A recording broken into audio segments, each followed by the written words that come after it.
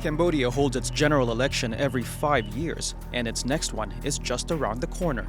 Although this year, no one is holding their breath for the results. It will be held on July 23rd, but the election has been criticized as a sham, as the country's only credible opposition party was disqualified. That leaves Cambodian Prime Minister Hun Sen in a one-horse race alongside his Cambodian People's Party. He has already ruled the country for 38 years, making him one of the world's longest-serving political leaders. And it appears his son, Hun Manet, will follow in his father's footsteps by contesting a parliamentary seat. So, how did Hun Sen rise to power? Hun Sen was initially a military commander with the hardline communist Khmer Rouge, which ruled Cambodia from 1975 to 1979. He defected to Vietnam due to internal military purges and switched loyalty in 1979 when Vietnamese forces invaded Cambodia and drove out the Khmer Rouge. With Vietnam's support, Hun Sen was placed in power in 1985 and has remained in control ever since. For decades, Hun Sen has extended his political control by barring and prosecuting the opposition. In 2013, the opposition Cambodia National Rescue Party won 44% of the vote in the national election, while Hun Sen's CPP claimed 48%. Amid a bitter dispute over the results, the CNPR led mass protests which turned deadly when several strikers were killed by security forces.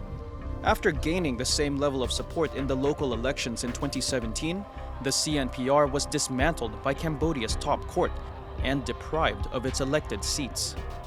The CPP claimed the CNRP was conspiring with the US to win the national election and labeled its campaigns as acts of treason. With the opposition out of the way, the CPP won all 125 parliamentary seats up for grabs. Then came the Candlelight Party, which is currently Hun Sen's biggest threat. But in similar fashion, he disqualified the party for allegedly not filing the correct paperwork. ដើរនៅក្នុងរាជធានីភ្នំពេញក្តីយើងត្រូវមានការប្រយ័ត្នប្រយែងខ្លាំងណាបាទក្នុងការធ្វើដំណើរក្តីមិនស្រួលគេអាចយកបំពង់ទឹកឬមួយនឹងដំបងដុំថ្មគប់វាយ Aside from hobbling political competitors, Hun Sen fired up his supporters on Facebook. In January 2023, he decried his critics, saying there are only two options. One is to use legal means, and the other is to use a stick. Either you face legal action in court, or I rallied the Cambodian People's Party people for a demonstration and beat you up. Facebook's parent company Meta then removed him from the platform for inciting violence, taking away his main channel of communication with supporters. But has his Facebook ban stopped him?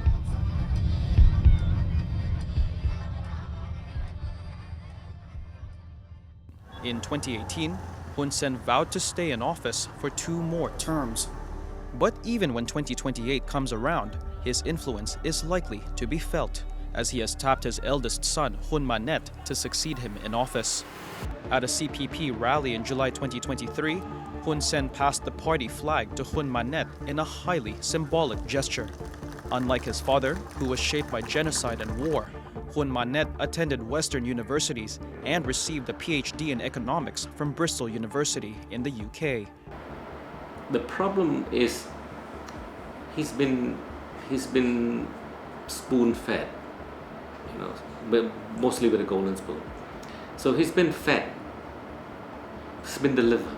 Everything seems to be that way, and the question in the minds of observers and the people whether has always been whether he earned what he got. But Hun Manet will have to make to become his own man, his own person, his own leadership. His own leader as a leader.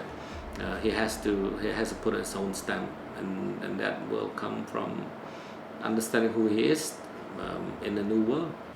But whether Hun Manet will follow his father's path or not, the prospect of a generational transition within the Hun family is reminiscent of a North Korean-style dynasty. គណៈបកប្រជាជនគឺបន្តវេនដោយកូនចៅគណៈបកប្រជាជនអានឹងនិយាយឲ្យច្បាស់ក្នុងកម្មវិធីនយោបាយគឺថា ក្នុងអានេះប្រព័ន្ធបោះឆ្នោតសមត្ថបានគឺពិតជាអញ្ចឹងហើយអត់មានប្រកាន់ថាឯងបន្តពូជបន្តវងបន្តពូជក៏ពូជគណៈបកប្រជាជន Hun Sen has his eyes on the 2023 election walkover, but he has planned much further ahead, giving the people of Cambodia little choice of who rules over them.